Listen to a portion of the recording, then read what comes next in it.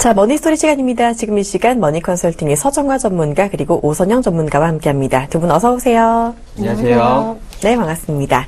자, 저희 오늘 실손보험에 대한 이야기를 나눠볼 텐데요. 일단은 가장 많이 가입하고 계신 보험이다라고 말씀드릴 수가 있겠습니다. 자, 질병 보장이 되는 만큼 또 제2의 건강보험이다라고 불리기도 하는데요. 실손의료보험은 보면은 보험료가 좀 자주 오르는 편인 것 같긴 합니다. 자, 그런데 보험료가 또다시 인상될 수 있다라는 이야기도 나오고 있는데 어떻게 된 건가요? 네, 맞습니다. 제가 그 오르는 것에 이해를 도와드리기 위해서 제가 영수증을 하나 가지고 왔는데요. 네. 예, 이게 보통 의료실비를 청구하시기 위해서는 이런 영수증을 제출하시는데 여기에 보면은 급여 항목과 그다음 비급여 항목이 나눠져 있고 그다음 공단 부담과 개인 부담이 나눠져 있습니다. 실질적으로 공단에서 부담한 금액 외의 것을 의료실비로 청구를 하시는 건데요. 여기에도 보면 금액이 잘 보이진 않으시겠지만, 전체 전체 본인이 부담하신 보험이, 병원비가 전체가 700만 원인데, 그 중에 400만 원을 병원비로 내셨습니다. 그리고 돌려받으실 돈은 그 400만 원 한도 내에서 되겠죠. 실질적으로 공단이 부담하는 것보다 개인이 부담하시는 게 더 큰데, 이것을 실제로 의료 실비에서 부담을 하다 보니까 오를 수밖에 없는 현상이 됩니다.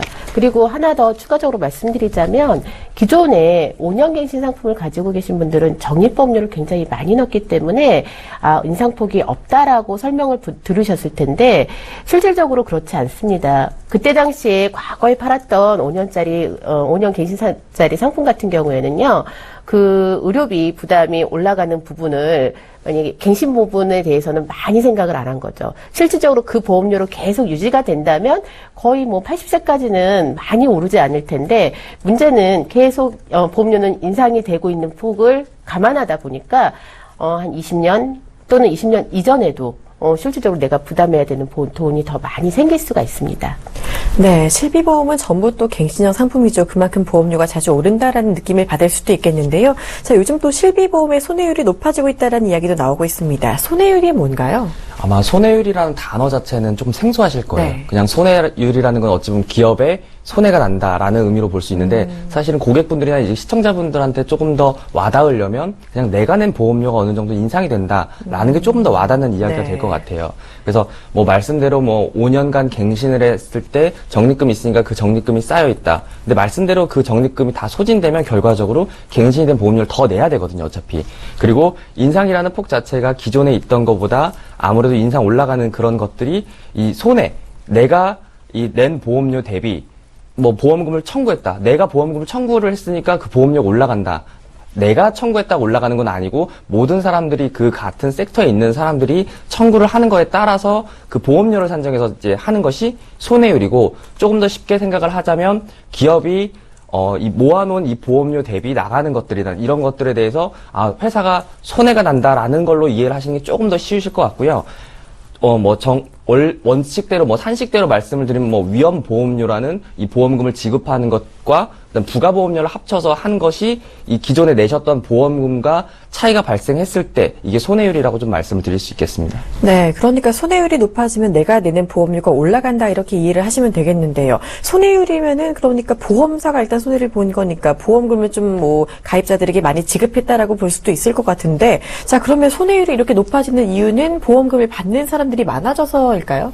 아무래도 청구를 많이 하는 것도 있을 것 같고요. 그 외적으로 봤을 때 이 회사라는 것은 특히나 보험회사도 마찬가지로 영리회사이기 때문에 이익을 추구를 해야 되는 부분이 있는데 이 이익을 추구하는 데 있어서 기존에 계산했던 여러 가지 보험료나 이런 것들이 물가나 또는 더불어서 이제 외부적인 요인으로 금리가 또 낮아지다 보니까 더 작용되는 것들이 많다 보니까 회사에서는 이 보험료 가지고는 나중에 보험금을 지급한다든지 이렇게 했을 때는 회사가 휘청거릴 수 있는 그런 위험에 노출될 수 있다 보니까 그런 부분이 한 가지가 있을 것 같고요. 그다음에 보험 또 가격 자율화가 되다 보니까 인상하는 폭 자체를 회사가 임의적으로 또 자유롭게 할 수 있다 보니 예상이 왜냐면 회사의 돈이 영원히 되어 있는 것보다는 아무래도 100원이든 200원이든 100만 원이든 100억이든 모여 있는 게 안정적이면서 회사를 지키면서 동시에 고객들도 지킬 수 있다 보니까 아마 그런 부분들을 좀 볼 수 있을 것 같습니다.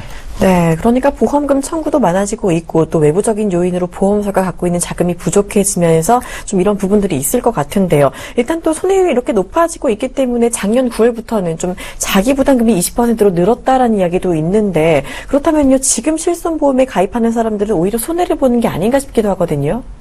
그렇게 생각하실 수 있죠. 그것이 맞는 말일 수도 있고 틀린 말일 수도 있습니다. 왜냐하면 일단 첫 번째 말씀드리고 싶은 건 예전에 100% 의료실비 같은 경우가 있고요. 그 다음에 90%로 바뀌었고 지금 현재는 선택사항으로 90%를 선택하시거나 또는 기존에 그냥 기본으로 하실 경우에는 80%의 의료비를 돌려받을 수 있는 상품으로 그렇게 설계가 되는데 지금 그때 9월부터 바뀐 부분이 뭐냐면은 원래 80% 90% 선택이 가능하셨어요, 그전에도. 근데 90%일지라도, 우리가 자기 부담금에서 공단 부담 말고, 비급여 항목 있죠. 그러니까 예를 들어서 우리가 뭐 MRI를 찍었다, CT를 찍었다, 또는 로봇 수술을 했다. 이런 부분은 전부 다 비급여 항목에 대부분 속하는데 이 비급여 항목 부분에 대해서는 기존에 90%에서 80%로 떨어졌다는 얘기가 바로 80%라는 얘기거든요. 근데 그렇게 하다 보니까 그러면 나는 보장이 더 줄어들었네 라고 생각하실 수 있습니다. 근데 손해율 관리라는 건 각 회사별 손해율을 관리하면서 모아놨어요. 100% 의료실비와 90% 의료실비 그리고 80% 또는 지금 현재 바뀐 의료실비 이렇게 나눠져 있기 때문에 처음 보험료 측정 부분이 틀립니다. 지금 현재 처음 가입하시는 분들은 예전보다 일단 첫 번째 보험료가 저렴하고요. 두 번째는 손해율 관리 때문에 실질적으로 지금 것은 손해가 아무래도 덜 나잖아요. 덜 보험금을 지급할 수밖에 없으니까. 그래서 많이 보험금을 타가지 않으시는 분들은 오히려 보험료가 저렴하실 수 있으셔서 더 이득이 되실 수도 있습니다. 네, 그러니까 자기 부담금 20%다라고 하면은 병원비의 80%를 돌려받는다라는 말일 텐데 그렇다면 일단 100% 의료실비도 있다는 거죠. 네, 그렇다면요, 이 무조건 100% 받는 의료실비가 또 좋다고 보기는 어렵다는 게 100% 돌려받는 의료실비가 그러면 많이 비싼가요? 네, 예전에는 손해율이 아무래도 높은 부분이기도 하고요. 그 다음에 100% 의료실비 같은 경우에는 장단점은 있어요. 예를 들자면은 그전에는요, 예외 항목들을 많이 갖고 있었기 때문에 그 예외 항목 때문에 제외되는 부분도 있거든요. 예를 들자면 대표적인 게 우리 치질 수술. 예전에 백내장이 현재는 수술 1위지만 과거에는 치질이 1위였거든요. 근데 치질 수술이 안 된다. 그 다음에 정신과 당연히 안 됐고, 그 다음에 치과 치료 안 됐고, 안과 치료 안 됐고, 이런 부분들이 다 안 됐던 부분인데 지금은 의료실비 그 100%일 때보다 90%일 때 오히려 그 부분을 의료비 항목 중에서 건강보험료에서 부담하는 것은 해주거든요. 그러다 보니까 그 부분에서 손해율이 조금 더 발생하기는 했지만 어쨌든 100% 의료실비를 청구하시는 분들은 100%의 의료실비를 받는다는 게 자기 부담금이 훨씬 더 적어요. 특히 통원에서도 마찬가지로. 저희가 입원하기보다는 통원이 훨씬 많다 보니까 통원비에서의 자기 부담금이 적은 게 손해율을 더 높이는 계기가 되기도 하죠. 네, 그러니까 그동안 실비 보장이 좀 안 되던 부분들이 오히려 100% 의료실비가 아닐 경우 보장되는 경우도 있겠다라는 말씀이신 거죠? 네, 맞습니다. 네, 잘 알겠습니다. 자, 당장 아플 때 이렇게 또 실비보험을 들어놓으면은요, 병원비 걱정은 좀 사라질지언정 계속 오르는 보험료가 걱정이 될 수밖에 없을 텐데요. 일단 과잉진료가 또 실손보험료 인상의 원인이라고 들었는데 왜 그런가요? 저는 오히려 과잉진료보다는 이 부분을 한번 볼 수 있을 것 같아요. 만약에 100%, 90%, 80%가 있다 그러면 100%라는 시대에는 5천 원만 공제하면 나머지를 다 돌려줬어요. 네, 맞아요. 보험료를 다 돌려줬기 때문에 그냥 보험료를 내고 나머지 받는 보험금 자체가 더 훨씬 크니까 아무래도 같은 입장에서 봐도 동네 병원을 감기 걸려도 동네 병원을 안 가고 좀 큰 병원, 더 큰 병원을 가다 보니까 과잉 진료를 이미 고객이 벌써 선택을 한 거죠. 큰 병원을 가서 감기, 아무래도 동네 병원 의사보다는 이 선입견이 큰 병원이 더 좋지 않을까. 기계도 좋고 모든 시설이 좋으니까 그래서 큰 병원을 가게 되면 5천 원만 내면 내가 다 돌려받으니까 똑같은 MRI 검사를 하더라도 똑같은 엑스레이 검사를 하더라도 작은 병원보다는 큰 병원이 아무래도 비쌀 수밖에 없고 거기에 있는 뭐 특진, 뭐 선택까지 해버리면은 더더욱이나 비쌀 수밖에 없기 때문에 과잉 진료가 이미 많이 됐고 그러다 보니까 100%보다 90%, 90%보다 80%, 자기 부담금 20%인 게 손해가 더 적고 리스크 관리가 돼서 인상이 덜 돼서 변경을 하려고 하는데 변경을 못 하시는 분들이 있으세요. 100%임에도 불구하고 아프셔서 새로 가입이 어렵다. 그러면 아무래도 아시는 분들은 벌써 90%, 80% 다 변경을 했겠지만 이 100%이신 분들은 보험금을 계속 받아야 되고 새로 가입이 안 되기 때문에 유지를 할 수밖에 없고 그런 분들이 어쨌든 5천 원만 내면 모든 걸 다 공제를 했기 때문에 작은 병원이 아니라 큰 병원을 계속적으로 가셨었고 그러다 보니까 이 100%에 있는 모임에 있는 사람들이 인상폭 자체가 계속적으로 올라가다 보니까 뭐 6만 원 내던 게 11만 원, 그럼 11만 원에 거의 뭐 50%만 또 올라가도 뭐 15만 원, 17만 원 이렇게 올라가면 아마 걷잡을 수 없이 좀 올라갈 수 있을 것 같아요. 그러니까 어차피 내 돈 드는 게 아니니까 비싼 병원비 일부러 조금 더 들여서 좀 과잉 진료를 하다 보니 그렇죠. 손해율이 높아졌다라고 이해할 수 있겠네요. 자, 그런데 또 정작 치료를 받는 분들 중에는요, 과잉 진료인지 아닌지 알지도 못하는 사이에 좀 불필요한 진료를 받는 경우도 있지 않을까 싶은데요. 과잉 진료 안에 불필요한 진료를 받는 경우 있을 겁니다, 분명히. 아무래도 뭐 기사도 많이 나왔고 하다 보니까 이 과잉 진료라는 것이 이 고객, 표현하면 이런 걸 볼 수 있어요. 치과 같은 경우 임플란트를 우리나라에서는 임플란트를 많이 권하지만 그쵸. 외국에서는 임플란트라는 것을 그렇게 많이 권하지 않거든요. 그래요? 왜냐하면 이게 급여나 비급여 항목이라든지 여러 가지로 의사가 돈을 많이 받을 수 있는 부분에 아무래도 조금 더 고객한테 좀 요구를 할 수밖에 없는 부분이 있다 보니까 그런 것들이 저희가 잘 모르는 것이 과잉 진료로 많이 좀 있지 않을까라는 생각을 하고 있습니다. 네, 그러니까 과잉 진료 같은 경우 당장은 내 돈 들어가지 않아서 좀 좋다라고 할지언정 결과적으로는 손해율이 높아져서 보험료를 인상할 수 있는 계기가 되겠다라는 이야기 좀 들어봤습니다. 자, 이렇게 또 실손보험만 믿고 진료를 받다 보면요, 이게 좀 유병력자로 좀 기록이 되면서 다른 보험에 가입할 때 제한을 받을 수 있지 않을까 싶은 걱정도 드는데 이런 경우도 있나요? 네, 굉장히 비일비재합니다. 그래요. 네, 실질적인 사례를 하나 들려드리겠습니다. 제 제 아는 분 중에 아이가요, 이제 대학에 가니까, 대학 가면 왜 MT 같은 거 가잖아요. 첫 술을 마신 거예요. 근데 술을 전혀 못하던 아이가, 선배들 앞에서 완샷을 하라니까, 완샷을 하고 그 자리에서 쓰러진 거예요. 아이고. 그래서 병원에 갔는데, 보통 응급실 가가지고 보면은 아주 전문의들이 다 있는 게 아니잖아요, 응급실에는. 그래서 이 아이가 이제 떨고 오한에다가 땀 흘리고 구토하고 거품 물고 하는 증세가 있었어요. 그래서 나중에 가서 거기서 어쨌든 치료를 받고 그냥 이렇게 구토를 유도해가지고 약물 집어넣어서 구토를 유도해가지고 그냥 다 그러고 난 다음에 이제 어쨌든 치료를 받고 났는데, 네. 문제는 다음번에 보험 가입을 하려고 그러는데, 깜짝 놀랐어요, 그분이. 왜요? 보험 거절이 나온 거예요. 아니, 숙취로 응급실 갔다 왔는데 보험 거절이 됐나요? 네. 네. 네, 의외죠. 근데 거기에서 진단서를 보니까 그분은 이제 응급실 갔던 걸 청구했는데, 거기 진단서에는 간질로 나와 있는 거예요.